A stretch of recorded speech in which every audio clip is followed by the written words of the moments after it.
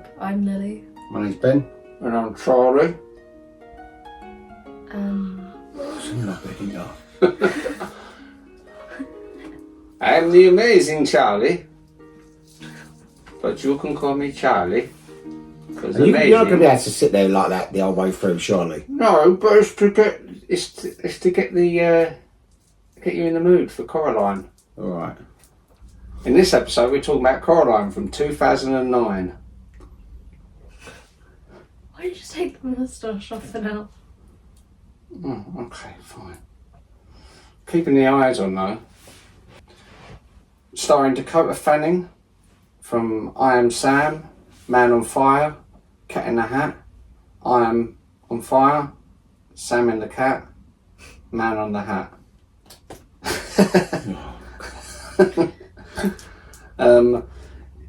Also you've got Terry Hatcher, who plays the mum, who's of course in Lois and Clark, Tomorrow Never Dies, Spy Kids. It's also got French and Saunders are in it, who collectively they've done Vicar of Dibley, absolutely fabulous, Shrek 2, Murder Most Horrid.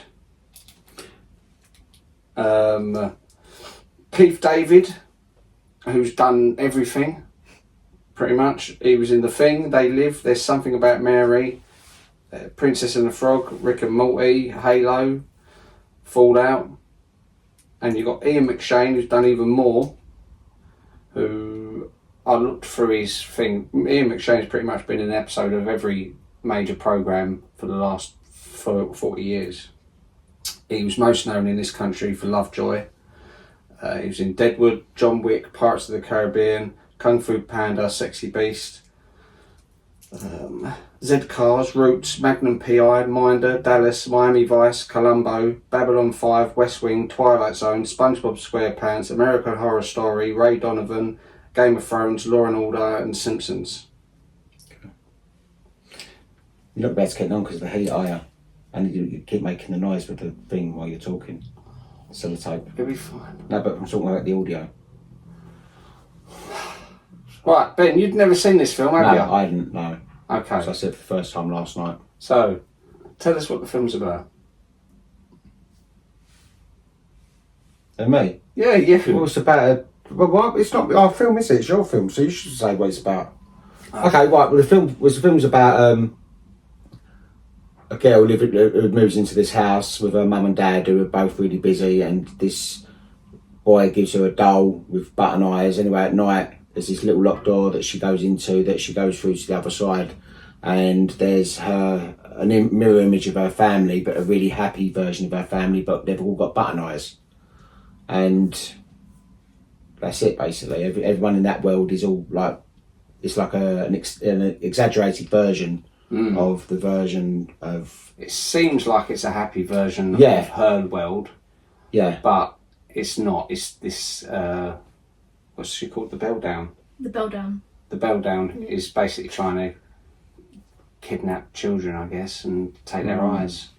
And this, as you see later on in the film, you've got the three ghosts. So she's done it 3 times before. Which is one of them, isn't it? One of them, the sister of the woman that owns the house originally. Yeah. So the boy who comes... Now, Lily, you've seen this. I mean, you've read the book, haven't you? Yeah, I've read the book. So you can tell us things that are different in the book from the film. Tell us some of the things. I mean, the book's is basically completely different to the film, other than like the main crux of the story, I'd say. Like, for the most part, I mean, like, her parents don't get into the car crash that is referenced throughout the film. Okay.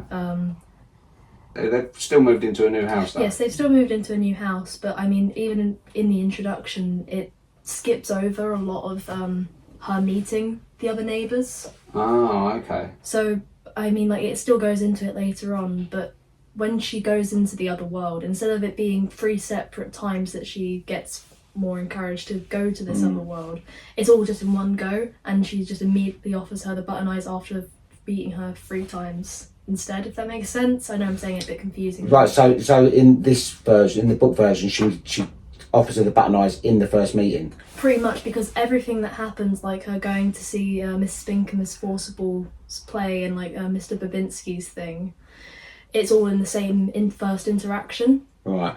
And for the most part as well, she actually doesn't even like the other mother right from the beginning. Like, she never entertains the idea. Yeah. No, she, for the entire time, she just always senses that something's off. Right. Also, Mr. Babinski's called Mr. Bobo in the book, Okay. which is different. They do that a lot though, don't they? Change the names of characters. Mm. But I mean, the most interesting thing that I found that was different in the book was when the other father, instead in the film, he's chasing her with the garden supplies near the end. She actually goes into this other apartment in the other building, which is completely white. And when she goes into that room, he's like this big clay mass he's like saying, "Oh, I'm gonna get you, but I don't want to." And he lunges at her and tries to actually attack her. Oh, okay. Like physically attack her, but So what else is there that's actually sort of, is there like anything really mainly different? Does it sort of end the same? Is it basically the same story? Like I said, like the crux of it, it's the same story, but pretty much all the other details is completely different. Okay. The boy's not in the book, is he? No, he's not. The boy who sort of gives her the doll. Yeah. He's not in the book. I like him though, he's quite good. Yeah, although the book does mention a family that used to live in the house and their name was Lovat. They do reference a Mr. Lovat, but other than that, it doesn't. They don't bring it up again. Because he's YB Lovat, isn't he? Yes. Yeah. So I really like this film. I know, obviously, you watched it a lot when you was younger, Lil, because it was just one of those films we came across. I was showing you all these different sort of kids' films, and I thought it was a Tim Burton film. It felt really Tim Burton-ish. It does a bit, yeah. And I was just surprised that he wasn't involved in it anywhere. And it feels like that kind. It looks like Tim Burton. It's got that feel of it. Do you know what I mean? Yeah, very sort of gothic, very Corpse Bride-y, sort of like Nightmare Before Christmas kind of thing. Yeah, and but no, I always like this over all the other ones, the Corpse Bride and Nightmare Before Christmas. For me, this one just seemed. You like the story though? I like the story. I think it's a good sort of beginning, middle, and end. It's interesting. Like you're thinking, "Oh, where's this going to work out? Like, how's this panning out? Is it obviously there's obviously something not right?" But it's what's with the button eyes and and asking her to sew buttons into her own eyes. Yeah. So which has been done 3 times before already. Yeah. I noticed also you got the French and Saunders characters, Forcible, and that when they offer the candy, they're from 3 different years. And there's the 3 years that the kids had gone missing. Right, okay. There's loads. If you watch the film a few times, there's loads of tiny little things. Little Easter eggs in it. Yeah. That's the other thing as well. With French and Saunders, it took me a long time to listen and go, is that their voice? Because I've watched them since they started. Like comic strip, Girls on Top, French and Saunders, Ab Fab, like I know all their works and all their voices. And I was listening, I was going, because another thing I noticed, visually, they was the wrong character. Yeah. Like that one should have been Dawn, that one should have been Jennifer. And so then I was listening to the voices, and even with their accents, I could hear them start twinges. When they sang, could not hear I don't think that was either of them singing. It didn't sound like them at all. Like I've heard them, as I say, I've watched them all since like 84, 85 when they come out, 83, whatever. And I've always loved French and Saunders. So, but it took me a long, I was sitting there going, oh yeah, I can hear a bit of a twinge of Jennifer Saunders. I can hear a twinge of Dawn French. And I've heard them doing voices all for years and years, do you know what I mean? So it was quite... I think it throws off because originally they were meant to play each other's characters. Yeah, that's correct. So that's why they like that one looks more like Dawn French and that one. Yeah, but I'm talking about like audio. Like I was listening, I was sitting there going, "Is that them?" Because I can hear. I can hear that's Dawn. I can hear that's Jennifer. But it took me a long time to actually sort of decipher which one. If it was them, I thought this has got to be them two because they're obviously the two caricatures, like the actresses. I thought it's got to be them two who's French and Saunders. Yeah, you know? I think Dawn French puts on more of a different voice than Jennifer Saunders does. I think they both do because she does more like a haughty, like oh, there's someone behind. But I think they both do. If you listen, because they don't sound like themselves. It's only if you know them, if you know it's them, that you can then listen to hear it's them. They don't sound like their usual kind of characters, you know. But yeah, no, I actually really enjoyed it, and I didn't expect to. Yeah, it's really unusual story. It's and I didn't see where it was going. Where it was going. I knew that once it started getting dark, that's it. It starts unraveling. You know how it's going to end, but I thought it was going to be like a sort of like a horror ending as well, like Carrie type of thing. You know, the claw. And well, the claw does come out a couple of times, doesn't it? Because they end up having to change. Yeah, there was a couple of bits you're thinking, oh, just go, like, you know, just get away. Yeah, it's a good film. I enjoyed it. Did enjoy it. I mean, if you were talking about Easter eggs before as well, and in the dining room when you first look at that, when like, if you're having the big meal, you can see there's 3 portraits in the background, oval portraits. Little boy, isn't it? Yeah, or something. there's a He's all little boy sad in and one world, and in the other world he's all happy. Oh no, I mean there's the other one. It's 3 oval portraits in the dining room. Okay. And it's like side profiles of heads, like they normally do in like vintage portraits. Right. And they all resemble the 3 children. Oh, okay. I never noticed that. Yeah. As I say, these are things that probably you would notice Yeah, now. I noticed that. Yeah, if you watched it again, you'd notice As these well, things. when like it's the thunderstorm outside as well, you can see there's a claw-shaped lightning bolt in the background as well. Yeah, because the claw comes up a few times, doesn't it? Obviously, when they're reading the tea leaves as well. Because they goes, oh, it's a giraffe. And he goes, no, it's a hand. Yeah. You know, and even when there's a bit where Coraline's dad says like he's got a rash on his arse or something, and he says, have you got any of that mud for me? Because I've got a rash. And if you see, he freezes for a second when she corrects him. His hand almost looks like the claw as well. Yeah. Which could, there's a fan theory, which I don't agree with, which is that she never left the other world. It was the first time she went in there. Everything else was. It's always fan theories to everything, isn't there? I suppose you can look into. You can. That's the thing with films. You can interpret them into however you want to most of the time. You can go, oh, that means this, that means that. Even though you might look and go, that's like the same with religion. When people read like Bibles and stuff, and it goes, this is telling me this, and it goes, no, blatantly it ain't. But people can read what they want into it. But that's why it's quite. That's why it's quite good. But over 130 sets were built across 52 different stages at the studios, spanning 183,000 square feet. The 52 different stages were the most ever deployed for a non-stop motion animated feature. Wow. And the on-screen snow was made from superglue and baking soda. That's a bit awkward, isn't it? Superglue? What? It's got to be a bit... Well, maybe they just wanted the baking soda to be more clumped. So if you put super glue in it, how much would that cost? How many did they get? Super glue?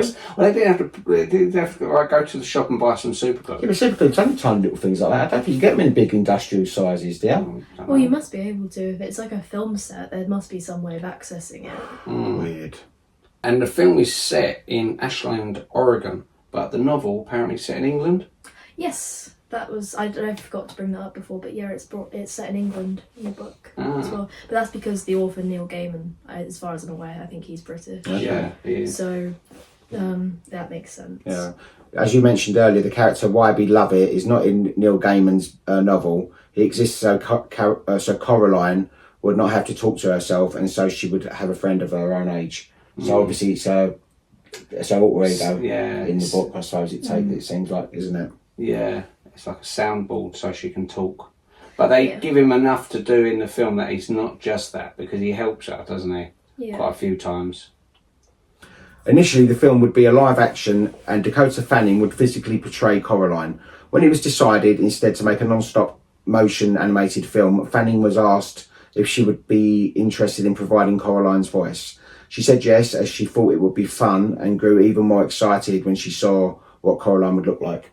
Yeah. I like their designs. Yeah. I like their slightly awkward faces, because it's not like symmetrical, is it?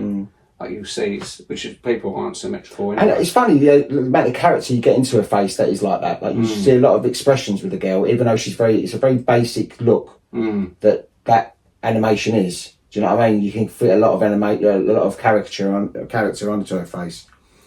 The leaves in the scene where Coraline is returning to the well were created by spraying popcorn pink and cutting it up into little pieces. It's crazy. It's mad, isn't it? I like it though when they it's like with Miracle Earth in London where it's all the practical effects. I like I like it rather than everything being done on computer. I think everything is computer now, and it's nice to see an art and people just sit and work out what will look best, what will work best. This is why, in general, I do prefer stop animation as opposed to, say, computer-generated animations, because I think the computer-generated ones date very quickly. You know, even if you look at, say, the most recent Toy Story. Titanic, you see like on the decks and all that now. If you zoom right in with this 4K, you can see it just ruins it. Yeah, and like if you go to the first Toy Story, it's still a great film, but you can see how the animation's dated compared to later ones. It's not as detailed. You know, you think it looks really simple compared to, and that was so groundbreaking at the time as well. Whereas with stop animation, you can go to ones from like way back in the 60s and stuff, and you can still appreciate it. Like Mad Monster Party. Yeah, exactly. Have you seen Mad Monster Party? Yeah, I've seen Mad Monster Party. I love that film. Yeah, she's pretty much seen all the things that I've seen as a kid. I made her watch them all. The band They Might Be Giants wrote 10 songs for the movie, but a change in tone from a musical to a darker production meant that all but 2 were cut. One when Coraline offers her father... Coraline. One when Coraline's other father sings along with a piano, features John Linnell's voice, and the other is during the end credits. The band said that they will release the other songs created for the movie in other projects, including albums. What do you think, Mom? You could put them in the new catalog. Right.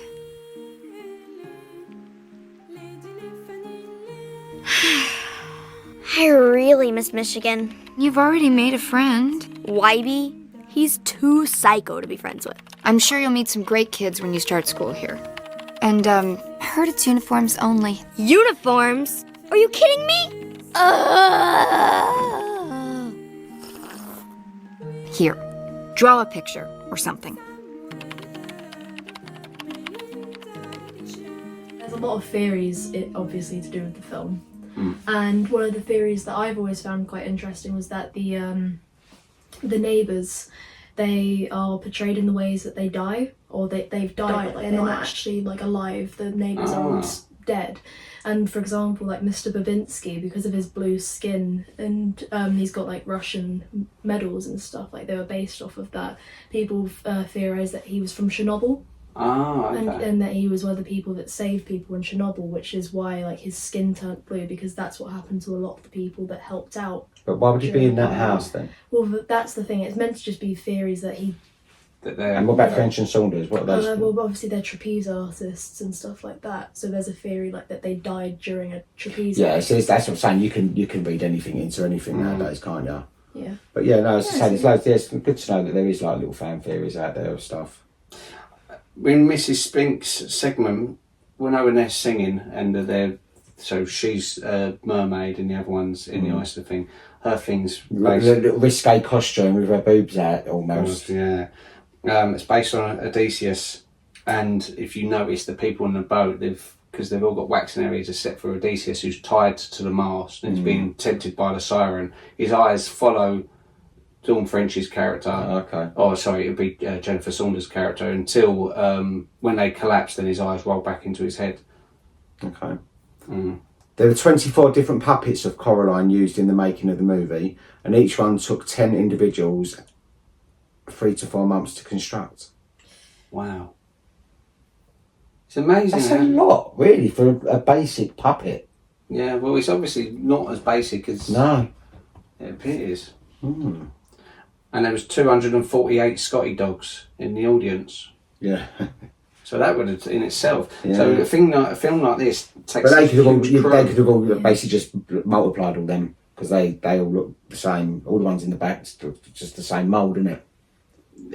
Yeah, that's if they'd done it with moulds. They might not have. They're actually puppets. And currently, Laker Studios, the people that made the film, they're running a competition for the anniversary, and whoever wins the competition will win one of the puppets that was made, and it's like a full-size puppet of a Are Scottish they really dog. full size, are they? I don't. Okay. I mean, as far as I'm aware, Okay. from what it looks like, but they're actual puppets made out of like felt and everything, so it would have taken a while to make. Often with things like this, they'll have different sizes depending on what kind of shot they're doing. Because there's obviously some shots where, say, Coraline's up in the hills and you can see the house down in the background. Now they would have used a different size house, you know. And the face on the dollar bill given to the mover for a tip is director Henry Selick. There's so much detail put into these things, which I suppose it can be. If it takes so long to make, they can make little nods details. at people and all that. Yeah, why they don't can you sort do of, no one this? else will notice, but it's like a little sort of so they can say, "Oh, that's me." That is, yeah. I mean, the chair in Coraline's bedroom, there's a flower design that's the same as The Shining, as a nod to that as well. Okay. Yeah. And Coraline's natural hair colour is actually brown. Yeah. You see it in a photo in her parents' bedroom. There's a photo of her with her parents, Yeah. and you think that's another little detail which they would have had to do that separately. Right, we're going to give her brown hair just for this little photo, just to show that her hair was dyed for anyone who spots this photo on the side. Yeah. One crew member was hired specifically to knit miniature sweaters and other clothing for the puppet characters using knitting needles almost as thin as human hair. That's ridiculous. My God. I wouldn't want that job.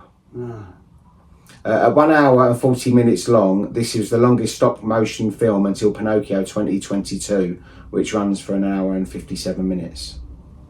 Neil Gaiman was typing the name Caroline, but he made a mistake and it came out Coraline. Gaiman says, "I looked at the word Coraline and knew it was someone's name. I wanted to know what happened to her, which inspired him to write the novel with the film's synopsis." Oh. So it's because he done it wrong. Yeah, That's what it was Caroline. yeah. Everyone in the real world gets her name wrong, don't they? But in the other world, the button world, they'll say her name correctly, which is a way to try and I mean, at the end of the film, they all say her name correctly. like when she's doing a little garden party. Yeah. And the plants that are in the other mother's garden are the same as the ones that she lines up on the rainy day. Yes. You know, when she lines up all the little packets of plants and stuff. Oh, cool. I love how the film sort of feels like it feels like an autumn film, doesn't it? It's very rainy, very sort of desolate. I've been through a story. I really Oregon, and I really love that kind of that kind of climate. The first stop motion animated feature to be shot entirely in 3D. Right. Okay. And the model of the father was based on Ted Raimi. And Neil Gaiman, he said that out of the film and television adaptations of his book, Coraline is his favourite. So that's nice. So obviously he enjoys it. Yeah. Because sometimes you hear when the person that created it looks at the film that everyone loves and goes, "Oh, I hate it." Especially when Like they've Mary changed Poppins. it so much. Yeah, exactly. Yeah, Stephen King hates The Shining, doesn't he? and the woman who done Mary Poppins. It's just because obviously when, for example, with any book or anything like that, it's hard to adapt it completely. Everyone's got their own. Everyone's got their own idea of it. You know, everyone sees something in it that they want to create. Oh, another thing from the book that I've just remembered as well, the portal to the other world. It's never as bright and colourful, and the entire way through, it's more so described as like a throat, as if it's like a living. But why would breathing she thing. then go through it? Well, that's the thing. Like at the beginning, It looks it's very like- spongy when she's walking through it, doesn't it? Yeah, but in the book, I'm saying like as if like it's like she continuously describes it as if it's like a living, breathing thing. Yeah. So a lot of people think that that's the other mother when she's going into Right, the belly of the beast. or something like okay, that. yeah. The film Coraline was shot over the course of 18 months following 2 years of pre-production. It's a long time, isn't it, for one film? This is why there aren't as many stop motion. It's a big commitment. No, I even love it. things like There should be more, and I think, as I say, because they last. They're not going to be. You're not going to notice like with CGI and stuff in 20 years' time because it's stop motion. It's stop motion. I think generally 2D animation is better than 3D because you can keep a 2D animation for longer. Yeah. What's that's Mad Monster Party, isn't it? 2D or is that 3D? well, it's a stop motion. Yeah. So yeah, but what is it? 2D Well, or 3D? Well, it's shot in 2D, yeah. but it's they are physical 3D, things, yeah, so they yeah, would be 3D. All of the scenes of the other mother's world take place at night, even when Coraline visits during the daytime. Which is different in the book as well. She often goes and it's completely different times of day. It's never night time specifically, like she goes for lunch or she goes for breakfast. It's not like night time. Okay. Coraline's facial combinations consist of 3D printed prototypes. New technology enabled a prototype to be modelled by the computer, which was then hand painted by the modelling department. Each jaw replacement was clipped between Coraline's eyes, resulting in the visible line that was later digitally removed from frame by frame. Oh, bloody hell, that's hard, isn't it? There was a total of 336,000 possible face combinations for the character. What? It just takes a while. That's a lot, isn't it? And that's how they look in the book. Yeah. It's much more horrific in the book. It's less like glamorized, I'd say. Yeah, they've made it more accessible because I don't think he wrote it specifically thinking I've got to make it so that kids will watch this and read it and be really happy. It is. He just wrote it. It is a for kid's himself. book. Yeah. It is a kid's book, though. That's the thing. Yeah, the kids like dark stuff as well. I mean, I would have liked darker stuff when I was younger. They don't all like Disney, you know. No. At one point in the movie, Coraline shows 16 different expressions in the span of 35 seconds.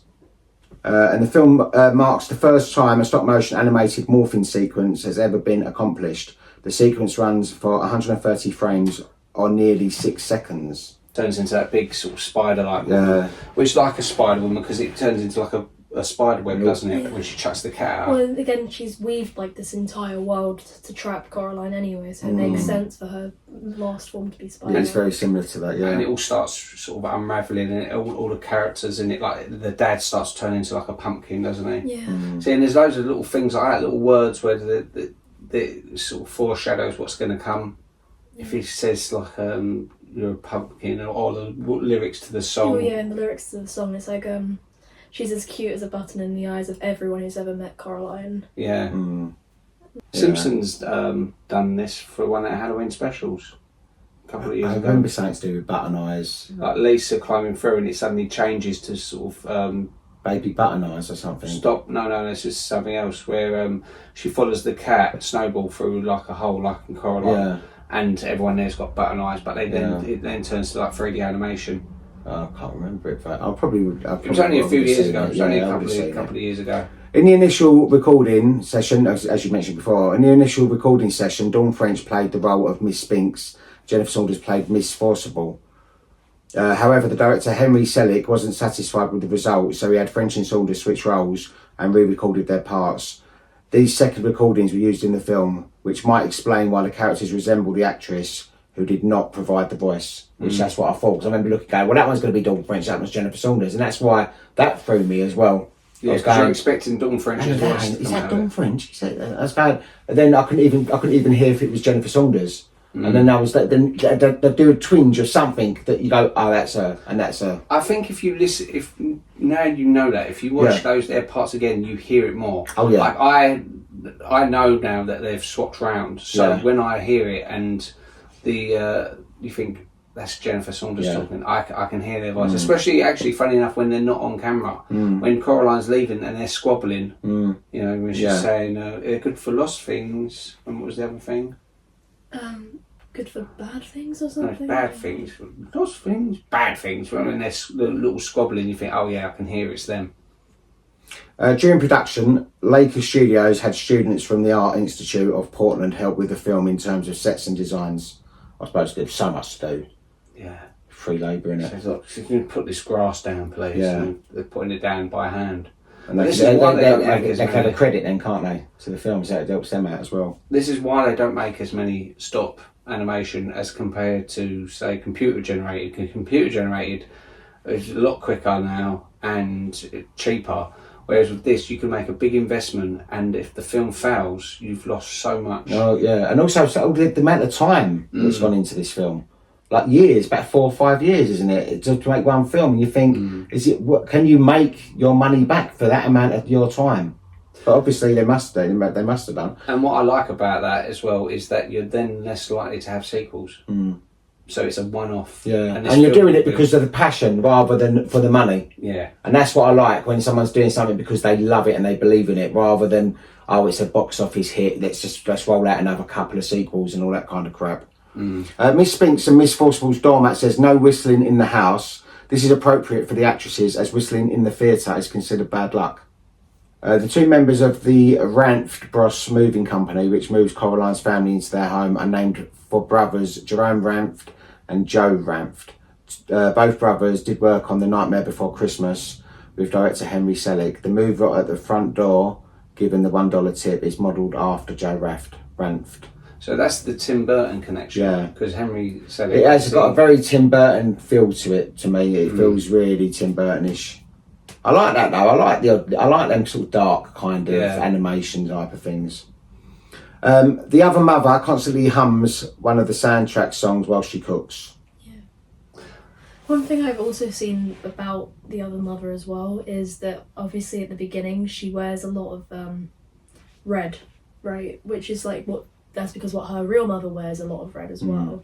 But as the film goes on, she wears less red because she can't keep up the appearance of being this loving, warm person that's like her mother. It's completely different. Yeah, or fake. Yeah, so And it makes everything starts falling away, I mean, doesn't the only real red on her costume by the end, and even then it basically disappears, is the bodice where it looks like a Black Widowish spider. Yeah. And her shoes are red, but other than that, basically all the red disappears. It makes you think what it's like as soon as Coraline disappears. What she's sort of like. What's that world like? I bet he loves it when she's there. The husband, because it's like, oh god, she's now like this horrible witch.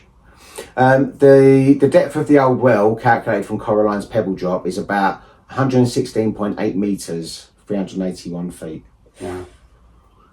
Near the film's end, Coraline's father is seen reenacting the famous facehugger scene from Alien, using Coraline's stuffed squid. Ribbons and braids and... Your grandma's black, right?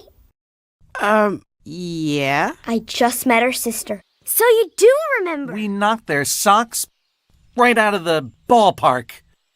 Yeah, for the character of Coraline, there are 28 different puppets of varying sizes. The main Coraline puppet stands at 9.5 inches high. So yeah, it's about average sort of height for one, isn't it? You had a really? Coraline figurine Yeah. I got you for Christmas, didn't you? I wish I still had it, but Yeah. don't know where it is now. You was probably too young to sort of really Appreciate it. keep hold of it. You sort of pulled her jacket off, started putting on other things. Yeah. Probably put Bratz doll clothing on her or something. Yeah, like. smash- And My Little Pony. Yeah. The painting in the living room that Coraline calls boring and that changes from the real world to the other looks suspiciously like the work of the artist Mike Ryden, who is known for bizarre imagery using... Do you want Lily to read it? No, he's known for bizarre imagery, usually involving children. Right, okay. And when Coraline sees her best friends in the photo from Michigan, she explains, "My best trolls." The word troll is a common Michigan nickname for someone who lives in the Lower Peninsula. So, yeah. Yeah, it was a really good film though. I really enjoyed it. Really enjoyed it. It's a nice film. Yeah, I enjoyed it, and I think it's one of those ones. I remember when it first came out, because there was such a huge fan base on Nightmare Before Christmas. This previous film, loads of people were just going, "Oh, it's not as good as Nightmare Before Christmas," in their opinion. In my opinion, it's superior. I enjoy Nightmare Before Christmas. I never took to it as much as other people, but with this, I just felt it's not one of those ones you have to. Oh, when am I going to watch it? I do like watching it in autumn because it feels like an autumn film.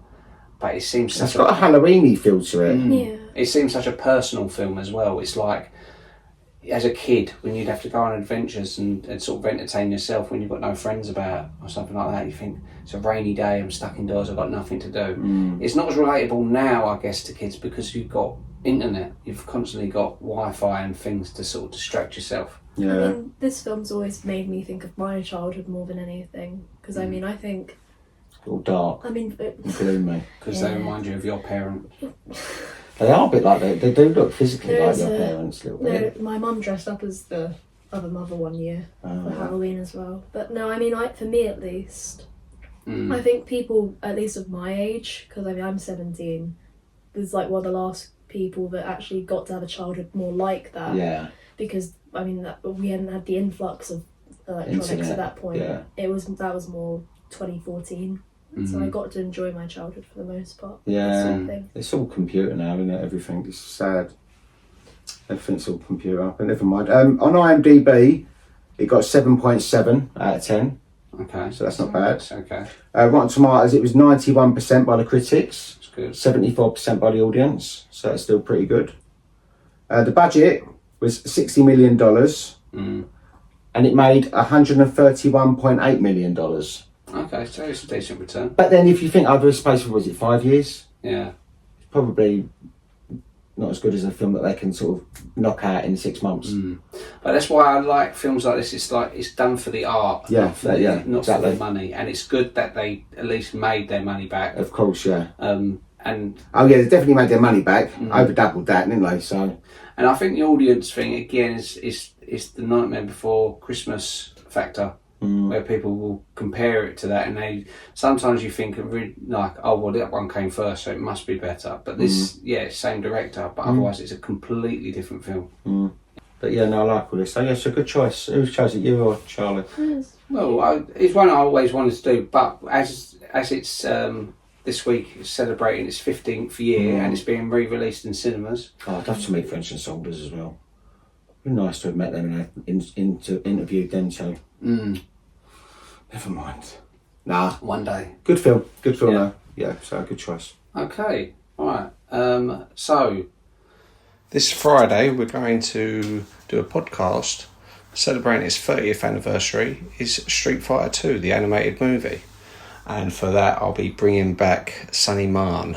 So yeah, please follow us. If you like this, please follow us on Spotify, TikTok, YouTube, Instagram, all the places that you usually find people. We're not on Twitter, so I can't work out Twitter. I can never work. Have you ever been able to work out Twitter? No. Have you? I'm not a big fan I don't of get Twitter. I don't get it. I know it's a big thing, but I just can't ever get.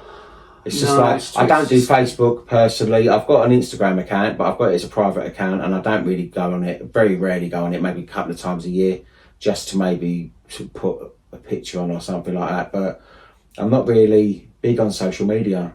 You know, I find it takes up too much of your time. But that's the world we're living in now. Yeah. Anyway, I hope you enjoyed this, and we'll see you later. Bye bye. Please like and share and subscribe, and if you've got any suggestions, please Yeah, share it. share. Yeah, please share. Okay. Thank you. Thank you. Thanks Bye bye. for watching. Bye bye. Bye bye.